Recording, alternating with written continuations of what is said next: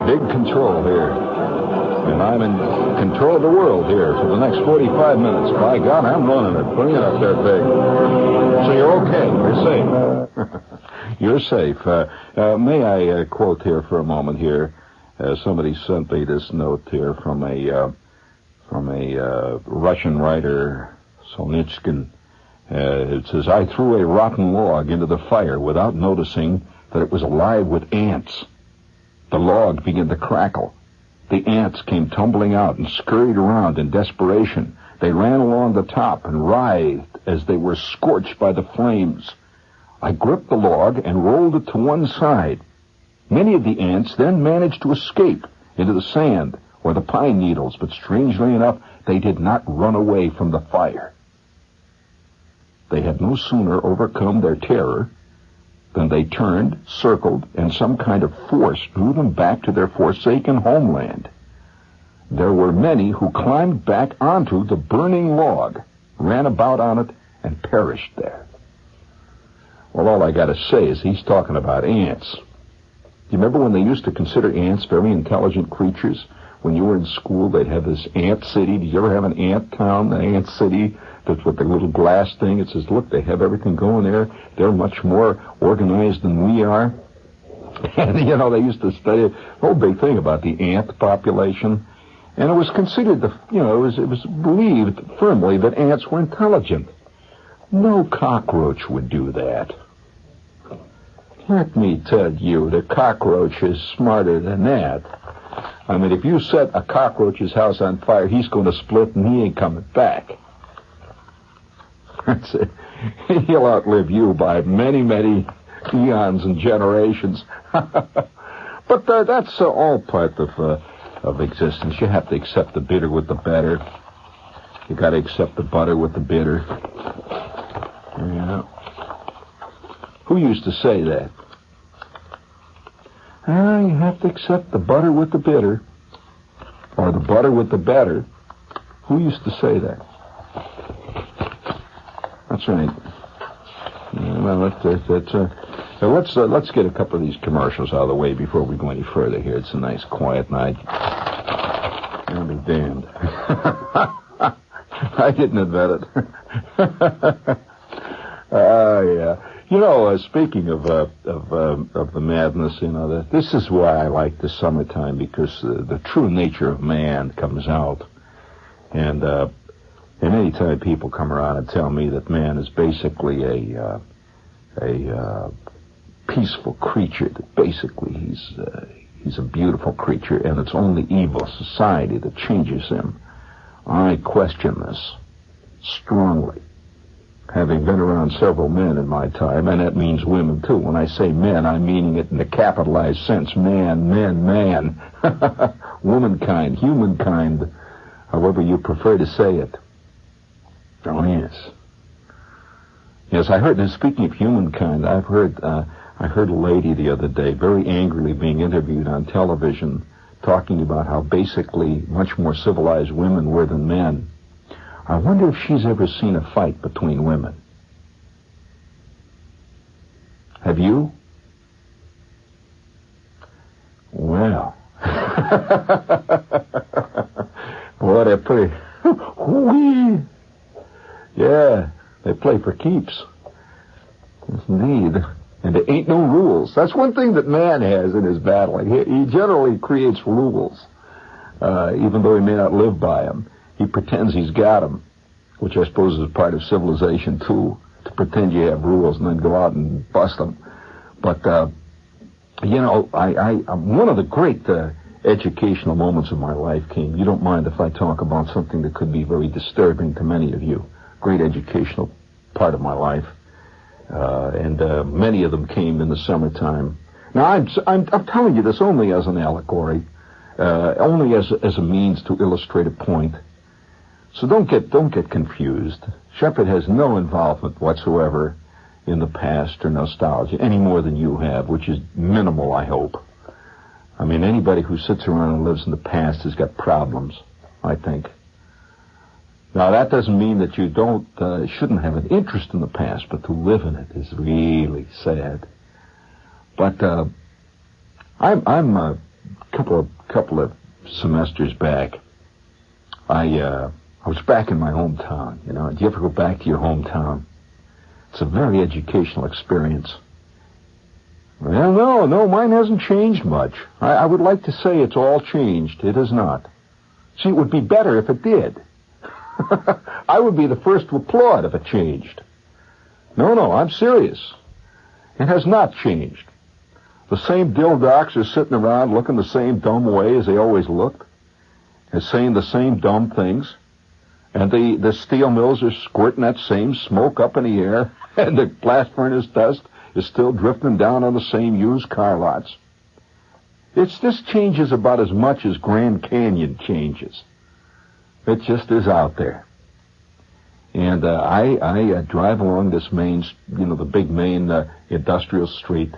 And industrial towns, by the way, change a lot less than suburbanites towns do. Now, that maybe is where your confusion lies. You tend to think that Shepard must have lived in this little, wonderful, bucolic, small town, which is now, quote, all changed. No way. I lived in a big, sprawling, tough industrial city. And the change that comes in industrial cities is very small. Maybe the dust gets thicker, but not much. No, I'll tell you how little that has changed. When I was 9 years old, and I can tell you it was 9 years old because it was right after my 9th birthday, happened in the middle of summertime, it was so hot, fantastic heat, if you think that pollution is new to my life.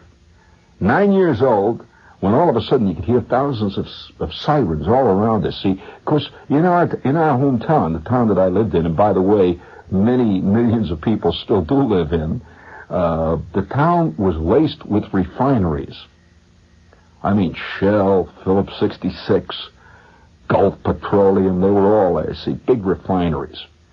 And we drive for miles between long rows of these flat, round, they look like big tin aspirins sitting there on the ground, these big tanks. And in between them were cracking plants with flames shooting in the air, and they were making crude oil into gasoline and kerosene. You know what you see over here in Jersey? Or if you can imagine your entire world covered by that kind of thing, well, that's the way it was. And it's very fragrant. The fragrance there, right this minute, smells a little bit like a fantastically enormous cabbage patch, where the cabbage has all gone bad. That's the closest that I can think of to the smell. It smells like bad cabbage. So one day, there was, of course, what would happen about every 3 or 4 weeks out there would be an explosion. When one of these tanks would go up, or something would happen in one of the big refineries there. And sometimes you'd actually hear the actual explosion. So we'd be out playing ball, or we'd be doing something, and suddenly, from the distance, you'd just hear this boom. Have you ever heard a big explosion, any of you? Well, it's got a kind of a reverberating thump, and it has a two-pronged sound. It goes boom. They don't just go boom, it goes boom. And you can just feel it. There's a wave of deep sound that rolls out over the state. And once in a while, windows will collapse. And there's a huge column of smoke goes up, and it's mushroom-shaped. A lot of people think that the mushroom cloud is because of atomic bombs. The atomic bomb makes a special shape of cloud. No, that just denotes a heavy explosion that also contains with it a great component of implosion, produces a mushroom cloud. And so we'd see this giant mushroom cloud. It's like an enormous smoke ring. Giant cloud rising, and we know that one of the cracking plants has gone up. And we would hear, from all distances, all directions, you'd hear the sound of sirens going. Well, one day, we could hear the sirens going. We're all sitting there eating in the kitchen, hear the sirens going. And immediately everybody pours out on the back porch to see the big mushroom cloud out there. But it wasn't a mushroom cloud. This time, it was a gigantic cloud, a curtain that covered the entire horizon. from one end to the other with flames, big licking, dark red flames going up in that black smoke. Everybody rushed out, and thousands of people gathered to watch the river burn. How's that for pollution, friends? The river was on fire from one end of the horizon to the other. So when you come and tell me that pollution is new, oh man. So anyway, it was this kind of thing. It was kind of hot there all the time, and there were tremendous steel mills, and at night the idea to go out and get out in the cool air had several aspects. You'd go out and get in the car, and we would sit down on the shore of the Lake Michigan, in the car and watch the steel mill. You could actually see, these great ingots going back and forth and reflected on the water. It was really a curiously beautiful sight with the dark red glows over the mills. It was kind of impressive to watch, this giant mill turning out this enormous cloud of, yes, I see you, Jerry, turning out this enormous cloud of fantastic pollution. Which reminds me, this is WOR New York. And do you have a commercial for me in there? Oh, they're all live. I see. All right, I'll do them then. All right, we have water here. We have, let's see, what water is it? It's Mountain Valley water. I mean, in this day of polluted things, it's quite obvious that the water is going to be bottled and sold, good water.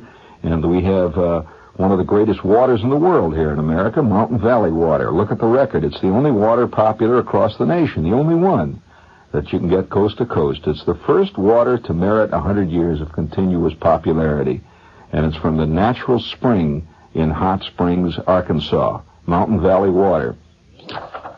Okay, it's time to remember Prozie's. That's the Army-Navy store in 121 Main Street. If you have a father running around your house, you have one of their father types.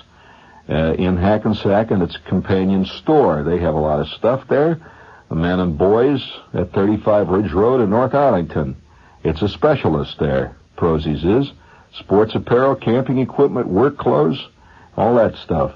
At Prozie's, you can buy Dad's shirts, slacks, and just about anything he wants. If he wants a canteen, you can buy it there, too. If he wants a compass to get the hell out and head out into the wilderness, you can try that one, too. To celebrate Father's Day, Prozie's is offering WOR listeners 10% off on the price of all merchandise purchased between now and June 17th. And they've been in business for 50 years. Now, give them a try. Prozie's, 121 Main Street in Hackensack, or 35 Ridge Road in North Arlington. And you just got your 10% off. Walk in there and holler, WOR! And they'll give you 10% off on anything, just to get rid of you. That's Prozie's. Let's see. All righty? All right. I'll get down to the basics here. I'm back in my hometown. And, it's kind of good sometimes, the hometown there. And I drive along through the main street there. It's a big street. This is like going down through the main street of Newark. Remember that. This is not a little hometown main street. I have to keep telling you this so you don't get confused. And I'm driving along to this big main stem there, all these big department stores on either side, and I go past the high school, and I see this place, Igloo's, still there. Igloo's is an ice cream joint, a big one. They got a big counter there. It runs about half a block, and 4,000 varieties of ice cream, malted milks, sundaes, all that stuff, see? So I drive past Igloo, and Igloo played a very important role in my upbringing. As a matter of fact, I think ice cream plays an important role in almost every American's upbringing. It's kind of like a family treat. I mean, my old man, for example, whenever he wanted to really make it big with the family, right after supper, usually would make the following statement. It would be about 7:30, 7:45, and the temperature is hot. It's 105 degrees. The old man would settle back in his chair and say, "What do you say? We go out and get some ice cream. We'll go out in the car and go out driving and get some ice cream." This was fantastic. Big moment, And everybody's cheering and yelling. And where would we go? Well, we would go to the Igloo. Now, the igloo was, big setup there, see, and we were not the only family that would go to the igloo. We would go for a ride, we'd drive around, and then we'd wind up going to the igloo, and we would get a quart of ice cream, and maybe a couple of ice cream cones for the kids on the way home, and then at home we would have this ice cream. The quart of ice cream would be all dished out, and my mother would have this chocolate syrup, the whole bit. This was a big thing. This is classically American. Do you agree? They simply don't do this in England. They do not do that in France. That is about as basic American as you can get, going out for ice cream. Well, it really is true. This is a true American ritual. So I'm driving past the igloos, and I, in my car, and I stop. I say, just for old time's sake, I think I'll go in the igloo. See if their ice cream is as good as I remember it used to be when I was a kid. You always have this. So I get out of the car and I walk down the street and I go in the igloo. Now, this happened to me just about 2 years ago. And you better get your tape recorder started because this is a classical story. I walk into igloo and I sit down, and there's about 5 clerks working back there, guys with the white hat, and they've got this little igloo, which is the symbol of igloo, obviously. It's a little blue igloo on their hat. See, and these guys are walking around there dishing out the ice cream. So I sit down at the counter. And this guy comes down and he starts, he throws the menu out at me. He says, what do you have? And I lean back and I look around and I decide I'm going to have one of my old favorites, which I always got when I was a kid at Igloo. Now, what did I get when I was always a kid going into Igloo? Now, most kids have a thing on chocolate. This is the big kid flavor. Some people never outgrow it. But that was a big kid flavor. I was not a chocolate cuckoo as a kid. Already at the age of 9, I was marching to a different beat. and I wonder where it started. So I said to the guy, okay, I'll tell you what I'd like. I'd like a sundae, and I want 1 scoop of strawberry ice cream, and I want 1 scoop of pineapple ice cream. I want those 2 together. He said, okay. And then I want pineapple syrup over it. With some nuts. Maybe a little, with that little spritz of whipped cream on the top. He says, okay. So he walks away and he comes back and he puts this thing down. This is what I always ordered as a kid. For some reason I had a hang-up on that particular combination. So I start to eat the ice cream, I'm just looking at it, and by God, it was good. It was as good as I remembered it, in fact, better. Because I think when you're older, you can appreciate things a little more than when you're a kid, So I start to eat the ice cream. And this guy is lounging back at the counter. It was kind of a casual afternoon. There wasn't too many people in there. And I look up at him, and he looks at me, and he looked vaguely familiar. Remember, this is my hometown, see? I went back and I said, I figured, well, what the hell, might as well say it to him. I says, hey, he said, were you around here when they had the war? And he comes to attention. I could see, suddenly he wakes up, He says, yeah. Were you here during the war? I says, yep, I was here. He says, my God, it's fantastic. He says, here, let me give you some more. Let me give you another scoop of ice cream. So he turns around and he takes another scoop and he puts it on top there, and he says, a little spritz of cream, like that. He says, on me. Fantastic. You're a veteran of the war here. I said, yep. He says, that was fantastic, wasn't it? I says, my God, I still someday wake up at 3 in the morning and I can see it all again. And I still don't believe it. He says, you and me both. He says, I'll bet none of these people sitting here in this counter would believe it.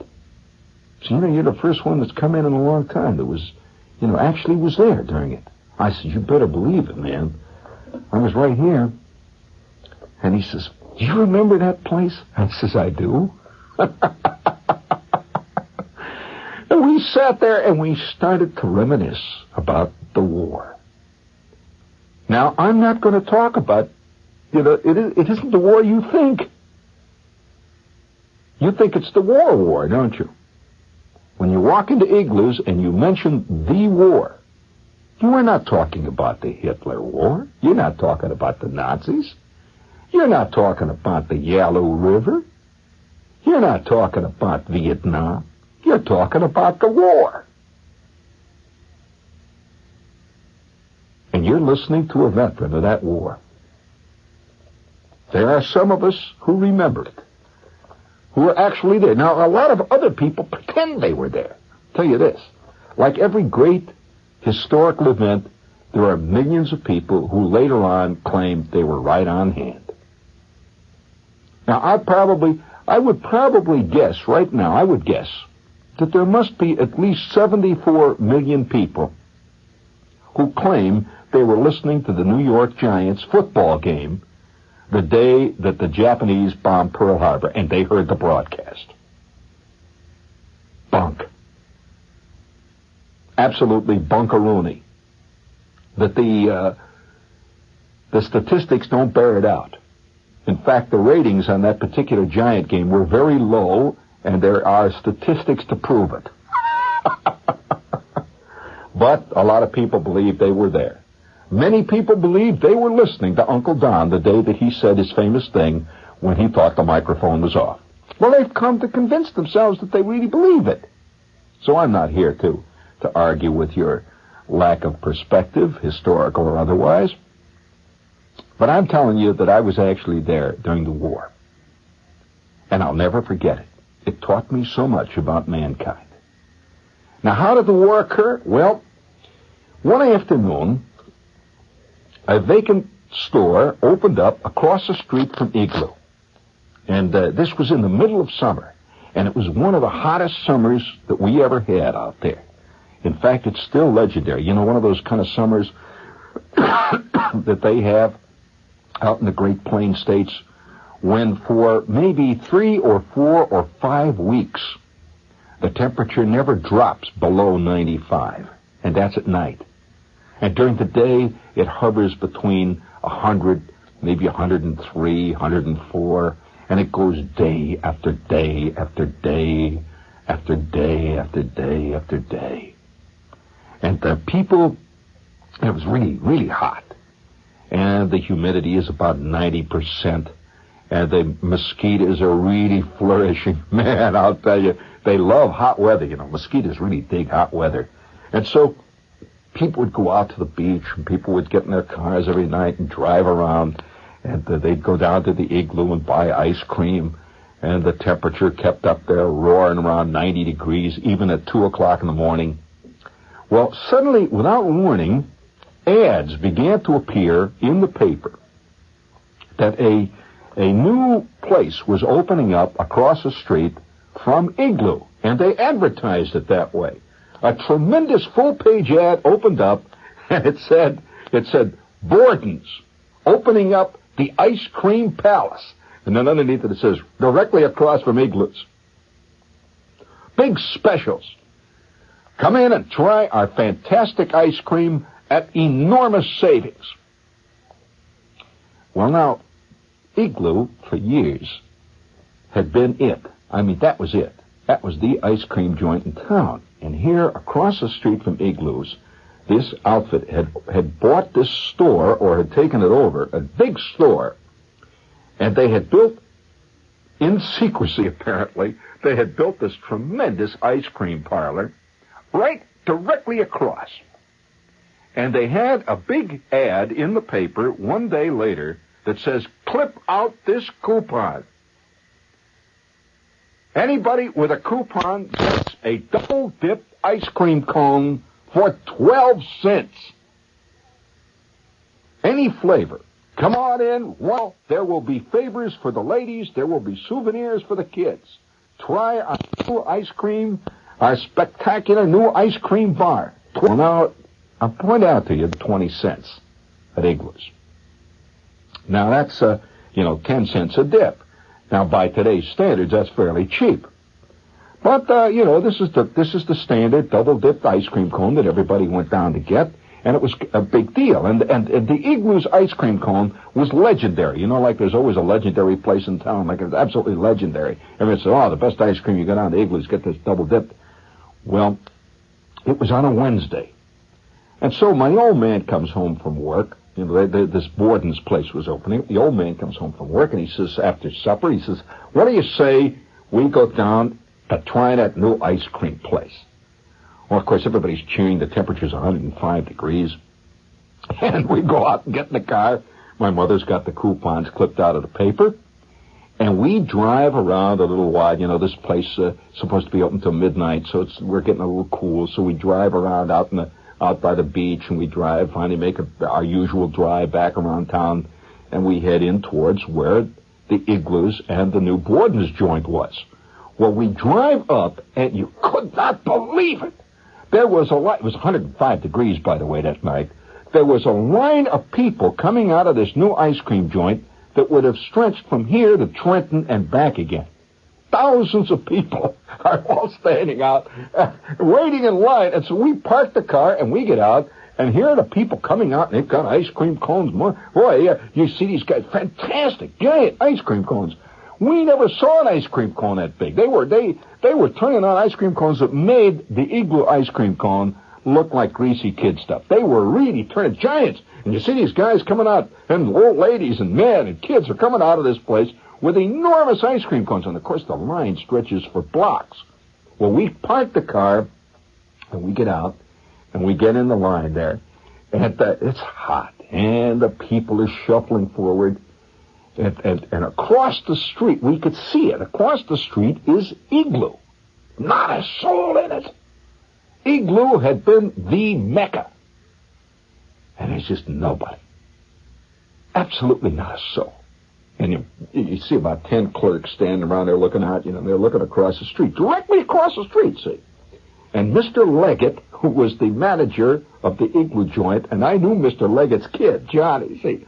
Mr. Leggett was standing back at the counter looking around, see, and you could see he's peering out, and he'd walk out, and he'd stand in the door, and he's looking across the street, and there's a tremendous line of people.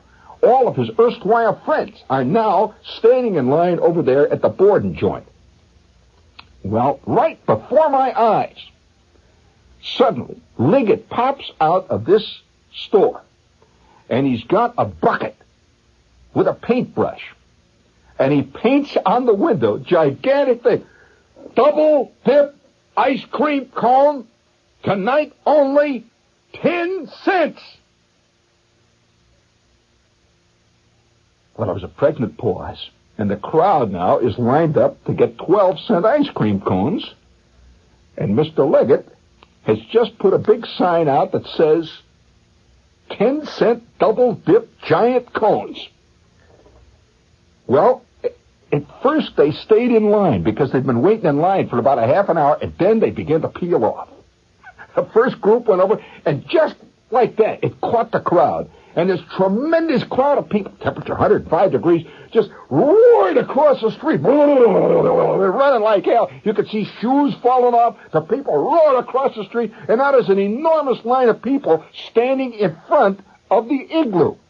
And boy, the guys are working like hell in there. They're dipping up the ice cream, and they're serving out giant cones. He has told those kids, look, don't you spare the horses. And for ice cream, I'm telling you, the balls of ice cream he was putting in there was roughly the size of cantaloupes. You could see these guys coming out with ice cream cones that were dripping down over their hands, and the crowd is excited. They're cheering and yelling the whole way in line. Well, this went on for about 5 minutes, and we're over there. Of course, we're standing in line, see. Well, a guy comes out of the Borden place. Now there's nobody in the Borden joint. Absolutely nobody. And they've got about 45 clerks on hand, and the place is empty. So he's standing there looking out. He looks across over at the Igloo joint, and you can see him on the phone now. He's calling up somebody. And we're all waiting. We're all standing there waiting in line to get our ice cream cones, and the old guys in the Igloo are turning it out. When suddenly the guy comes out of the Borden joint with a bucket, and he's got a great big paintbrush, and he writes the following: triple dip ice cream cones, 8 cents.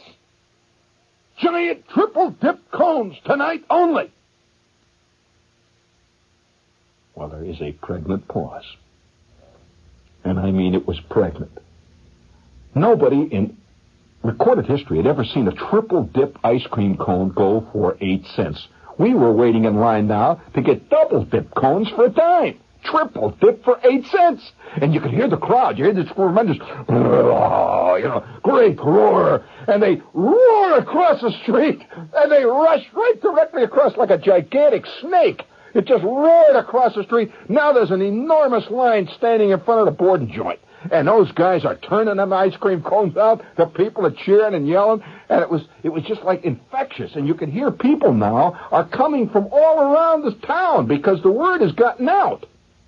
They are selling triple dip ice cream cones for 8 cents at Borden's. Unbelievable. Well, I could see that Liggett, and we could see him clearly because this place was nothing but glass in the front. These big ice cream joints, you see. Liggett is now standing out on the sidewalk looking across over there, and he's looking bugged. And the kids were all standing with their scoops at the ready, at which point Liggett comes out again with his paint bucket, and he just paints right over. 5 cents, triple dip ice cream cone. 5 cents now. Tonight, only 5 cents triple dip. I don't have to tell you what happened. The tremendous roar of people charge across the street. And by this time, it was obvious. The word was going on. There's an ice cream war. They're fighting it out. There's an ice cream war down on Holman Avenue. You can hear the people coming, the cars honking, the police are arriving, and these red lights, the U lights are going. Well, the 5-cent triple dip ice cream cone stood up for roughly, I would say, 12 minutes. No more than 12 minutes. And the temperature is getting hotter. Oh, it must have been 105 degrees. And you could see people are sweating. They've got ice cream pouring off their pants and their shoes. Guys that have gotten ice cream cones like 4 hours before are now at the back of the line. They want to get more. There's ice cream in their hair. And then at that point, as Liggett has given them the 5-cent triple dip ice cream cone, there's a phone call. The guy's on the phone again. Everybody's waiting to see what he's going to do. And the crowd is edging forward, buying their ice cream. The kids are making it up, They're putting the cones out as fast. When suddenly the Borden guy comes out and said the following. You couldn't believe what he said. Triple dip ice cream cones, 2 cents. Now, tonight, only 2 cents. Oh, my God. The crowd roared across. Tremendous roar went up from the crowd. And boom, they go running. 2-cent ice cream cones, triple dip. No sooner had that one gone up on the big plate glass window when Liggett is out with his paintbrush. 1 cent.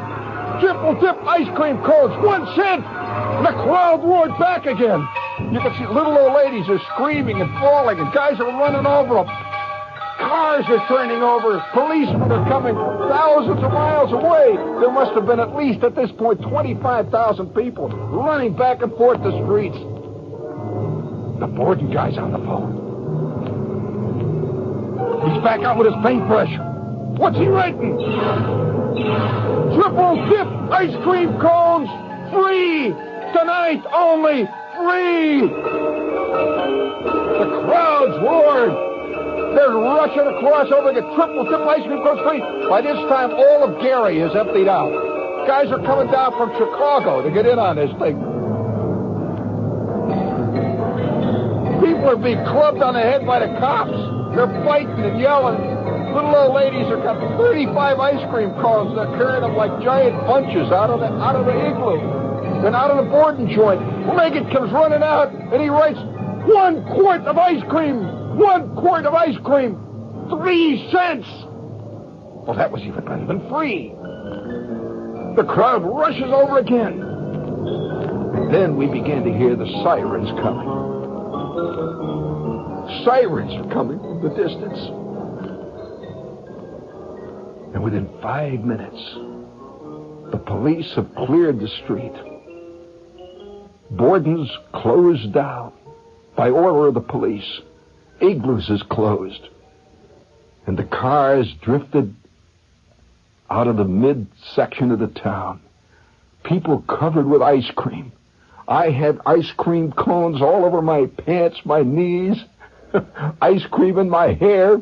And you could see the street. It was fantastic litter of the street. Have you ever seen a battlefield after the battle has passed? With ladies' handbags, shoes. You could see eyeglasses busted, hats squashed.